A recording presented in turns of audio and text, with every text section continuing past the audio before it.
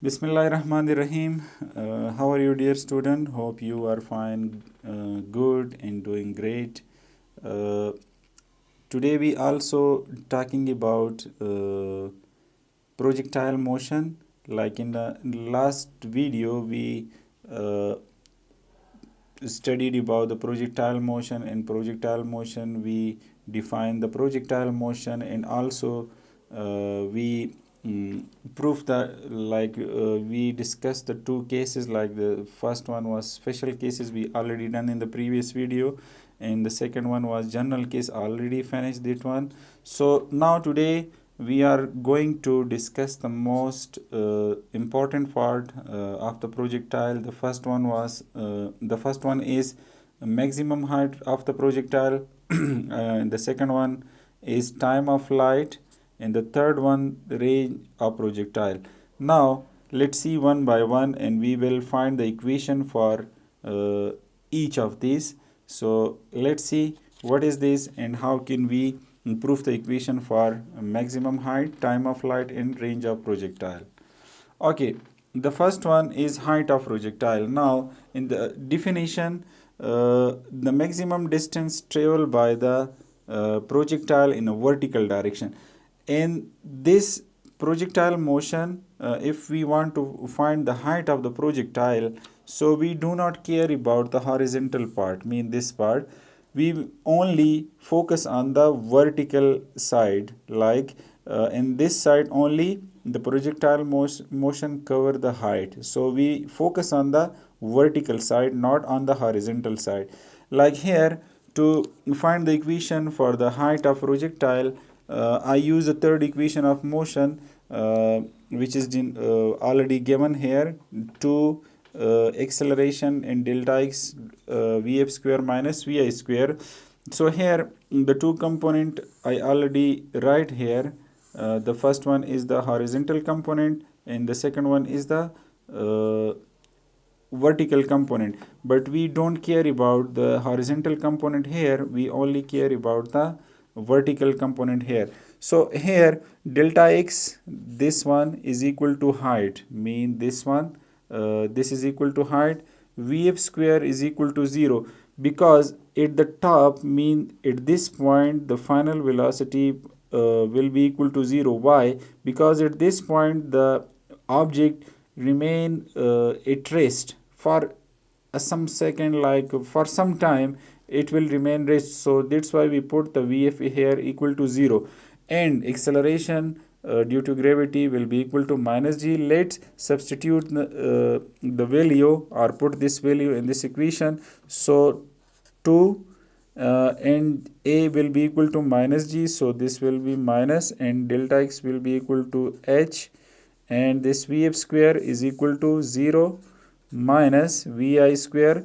We will put this component, so this will become vi, this will become vi sine theta and whole square.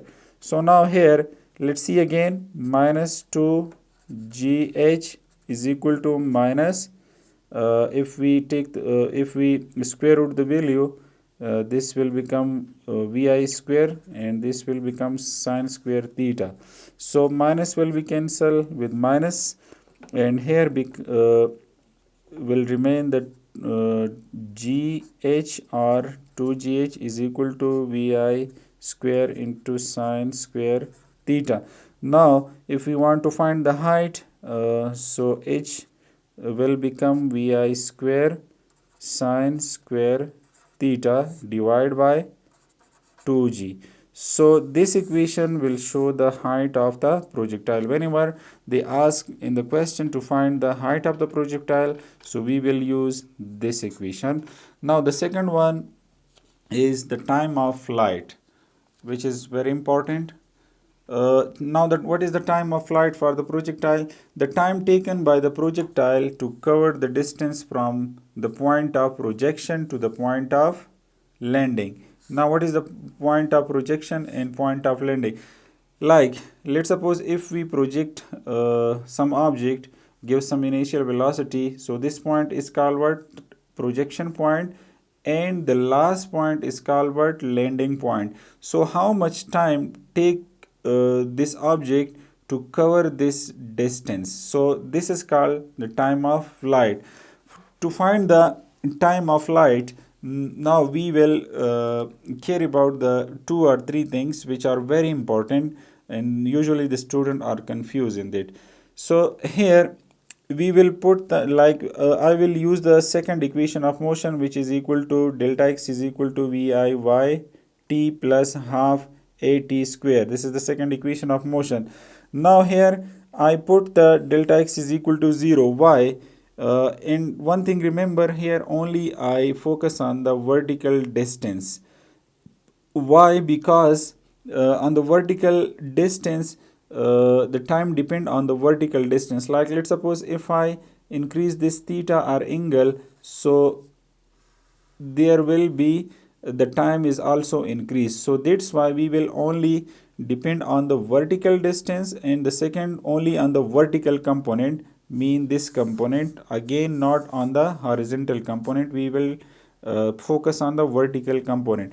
So why the delta x is equal to 0? Because if this object cover the, like if this one is goes to that point, so the vertical distance in the up direction, so when up from after this direction, the vertical distance is covered in downward direction. This is up direction, this is downward direction, so this will plus and this will minus, so they will cancel the effect of each other. So that's why the vertical displacement is equal to 0. I put 0. The second one, why I put the vertical component here? Because the time depend on the vertical component. If we increase the angle, again I say, so the projectile remain much more in the air. The third one, a will be minus g. Now substitute the value. Delta x will become 0. Vi y is equal to vi sine of theta, and t plus minus, like if we use this minus g, so this will become minus, and g, sorry, 1 by 2, and this will ga will become minus g or g, and t square.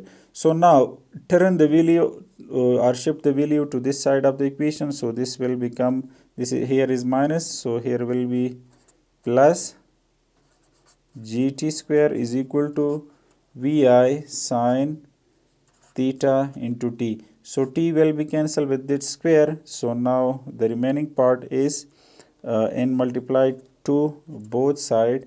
So this will be cancelled. So here gt is equal to 2vi sine theta, or we can write, if you want to find the time, so 2vi sine theta divided by g.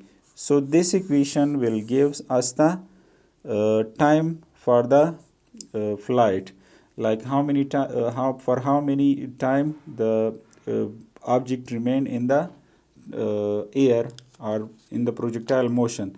So the third one is the range of the projectile. Now what is range? It is the maximum horizontal distance covered by the projectile. So in this case, we do not care about the horizontal component. We only care about the horizontal component.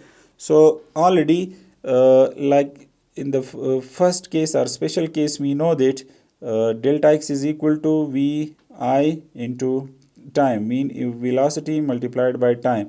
So here this delta x or displacement will equal to range. And the second thing, vix, if I use the horizontal component, so this will become vi cosine theta. And the last thing, time, we already know the time of flight, like in the previous page we know the time of flight is equal to vi sine theta divided by g. Now substitute the value. Instead of delta x, I can put r, and vi will become vi cosine theta, and time will become, if I use instead of time this part, so this will be 2 vi sine theta divided by g. So multiplied this value. So Vi will be Vi square, and now 2 cosine theta and sine theta divided by g. So again, this part is equal to this is the trigonometry function. So now Vi square, so this is equal to sine 2 theta divided by g. So this is the range of the projectile. So if they ask in the question to find the range, so you will use this equation. So from the all, I mention in the next page the summary of the projectile motion. Hope you understand. Now in the projectile motion, in the first video, we talked about the special case. And special case, we discovered this part, which is equal to horizontal velocity into time, and the vertical component was equal to 1 by 2 gt square. If you want to know, so watch the previous video. We already proved about this one and this one. In general case, we already discussed the component of vector, mean the horizontal component, which is equal to this part, in the vertical component Vi sine theta.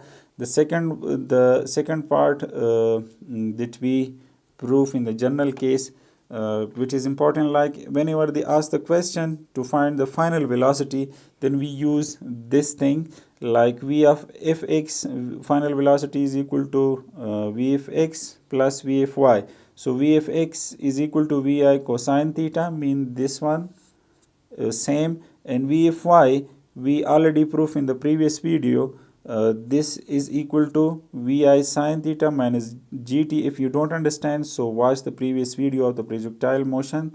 And to find the magnitude of the final velocity, Vfx square mean this part, and Vfy square this part. And if they ask about the direction, so we will use this formula, mean Vfy this divided by V of fx, this value.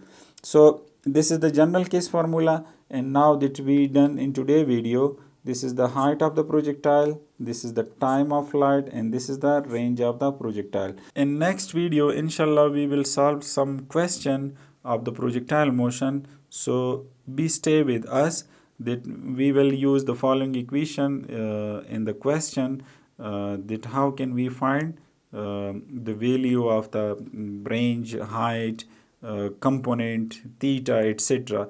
So again, be with us and watch our video. So thank you so much. Thank you.